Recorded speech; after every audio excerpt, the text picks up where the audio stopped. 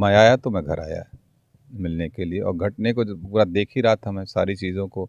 इतना परिवार बहुत पीड़ित था, और इस समय इतना द्रवित है परिवार। आज थोड़ी स्थिति हमको लग रहा है सामान्य हुई है, कुछ जैसे घटना कुछ समय बीतता, नहीं तो पहले तो बात करने की भी स्थिति में पूरा परिवार नहीं रहा होगा।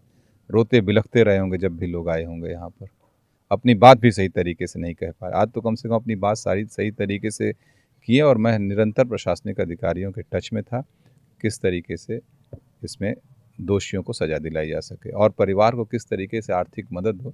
एक ग्रुप है, उन लोगों ने, दुर्गेश सिंह के नेतृत्व में काम चल रहा है यहाँ पर। उन लोगों ने आर्थिक सहयोग धन भी जुटाया, परिवार के लगभग 2 लाख रुपए धन भी इकट्ठा किया था उन्होंने मुहिम चलाकर। अच्छा काम किया है।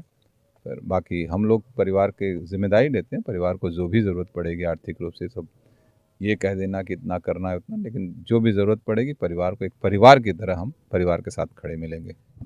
अपराध नहीं, समाज कहाँ जा रहा है।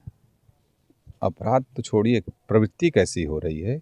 उनका पड़ोसी है, खानदान के ही लोग होंगे, अपने ही खानदान के एक छोटे से बच्चे को 5 लोग, एक उसमें एक 65 साल का आदमी भी है, बुजुर्ग जिसको कैसे सीनियर सिटीजन कहा जाता है, पकड़ के बच्चे का गला कटवा दिया।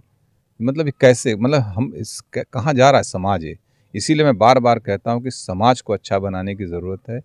हम एक पहले अपने घर में अपने बच्चे को एक अच्छा इंसान बनाएं। अगर हम अच्छा इंसान बनाएंगे तो इस तरह की घटनाएं नहीं होंगी। मतलब ये बहुत, मतलब इससे व्याख्या नहीं की जा सकती।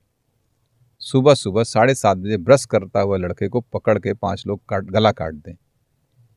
कैसी प्रवृत्ति है ये। हम कहते हैं हम सिविलाइज सोसाइटी में रह रहे हैं। अरे एक आकस्मिक झगड़ा हो गया, एक हम उम्र हो गए, मारपीट कर ली, एक अलग विषय होता है, पटका पटकी कर लेते हैं, वो एक अलग अचानक। लेकिन उसमें एक सीनियर आदमी, 65 साल का आदमी, वो भी पकड़ के एक बच्चे को कटवा दे, ये कहाँ तक जस्टिफाई किया जा सकता है। इस पर क्या बोला जा सकता है, बता दीजिए इसको। इसकी कितनी निंदा की जा सकती है। इसकी जस्टिफिकेशन का तो कोई सवाल ही नहीं। मतलब क्या सफाई देगा वो बुड्ढा, पकड़ के मरवा दिया उसने एक बच्चे को, केवल ज़मीन के लिए। एक छोटा सा टुकड़ा मैं देख रहा हूँ, मुश्किल से 1000-2000 स्क्वायर फीट ज़मीन, जबकि वो भी नहीं है, रास्ता था उसका, उसके आगे बढ़ना चाह रहा था, वहाँ तक तो उसने कब्जा कर ही रखा है। मौके प्रशासनिक अधिकारी भी आए होंगे, देखे ही होंगे। ये तो ज़बरदस्ती की हत्या की गई है।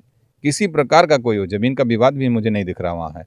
वो ज़बरदस्ती अतिक्रमण करने का प्रयास में उसने हत्या किया कि मार देंगे, पूरे मार देंगे, परिवार में अकेला लड़का, वारिस ही नहीं रहेगा, तो ये सब कहाँ जाएंगे, छोड़ के भाग जाएंगे डर के मारे मेरे, मुझे पूरी संपत्ति मिल जाएगी। यही उसकी नीयत मुझे दिख रही है यहाँ पर। जन्म एक वकील हैं, वकील उनको भी दौड़ाए थे मारने के लिए, उनको नहीं पाने के बाद बच्चे को पकड़ के मार डाले सब। तो परिजन को जो भी, अगर लीगल एड के लिए जो भी ज़रूरत पड़ेगी पैसे की, मैं उनकी पूरी मदद करूँगा। मैं, परिजन जो चाहते हैं अपनी जगह है, मैं चाहता हूँ जिसने गला काटा उसे फांसी होनी चाहिए, और रेस्ट को आजीवन कारावास से कम कोई वो नहीं होना चाहिए।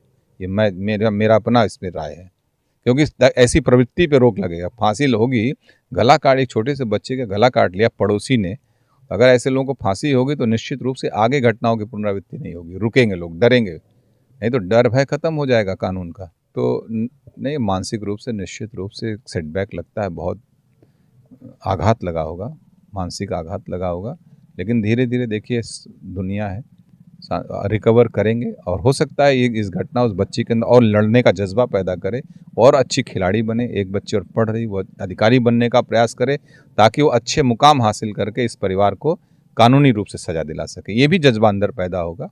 मैं यही कह के आया कि बच्चों से, बच्चों तुम लोग कोई प्रतिशोध का भाव नहीं, अपने आप को इतना सक्षम बनाओ खेल से, पढ़ के, अधिकारी बन के, ताकि इन दोषियों को सजा दिला सको। देखिए अभी तो डिमार्केशन किया है, वैसे भी पूरे प्रदेश में ड्राइव चल रही है स्टेट गवर्नमेंट की, कि जो लोग ग्राम समाज की ज़मीन, जो ज़मीन सरकारी है, वो ज़मीन हमारी का जो नारा था, वो ज़मीन जब खाली करा रही सरकार, वो खाली करा के वहाँ पे मैं चाहूँगा कि पार्क बने बच्चे। और साथ साथ इस पूरे घटनाक्रम में एक चीज़ और सामने आई है कि 2 बच्चे इसमें नाबालिग बताए गए। मैं ज़रूर ये चाहूँगा, 12th में पढ़ते हैं, मैं आपके माध्यम से मैं कहूँगा कि एसपी इसमें प्रयास करें, और उसमें मेडिकल बोर्ड बैठा के उनके बोन से टेस्ट हो कि वो बालिग हैं कि नाबालिग हैं, नहीं तो केस को कमज़ोर करने का प्रयास हो सकता है। यहाँ पे भारतीय जनता पार्टी के एमएलसी हैं प्रिंसू जी, वो भी आने वाले थे आज। उनके घर में एक दुखद घटना घट गई, उनकी एक भाभी जी थी, उनका निधन हो गया, इसलिए नहीं आ पाए वो, फिर आएंगे वो। मैं चाहूँगा कि वो ले जाके परिजन को मुख्यमंत्री से मिलवाएं और आर्थिक सहायता परिवार को दिलवाएं। बाकी देखिए, आर्थिक सहायता से ज़्यादा मैं ये कहूँगा कि दंड मिले, दोषियों को दंड मिले, इस पे सरकार काम करे। आर्थिक सहायता सरकार 2, 5, 10 लाख देगी, उतना हम लोग इकट्ठा करके परिवार को देने में ओवरनाइट सक्षम है, उसके लिए कोई वो नहीं। मैं आर्थिक से ज़्यादा दोषियों को दंड दिलाने के पक्ष में हूँ। इस पे जाके बात करें, मुख्यमंत्री से आग्रह करें कि वो निर्देशित करें अपने उसको, ताकि जल्द से जल्द इसके 6 महीना में कर 3 महीने भी ट्रायल हो सकते हैं। मध्य प्रदेश में एक ऐसा केस हुआ था जहाँ पे 1 सप्ताह में ट्रायल होकर उसको सजा दे दी गई थी। तो उस तरीके का केस है ये, rare of the rarest case है। गला काट देना छोटे से बच्चे को पकड़ के एकदम, एक माँ के सामने, बहन के सामने, भाई के सामने।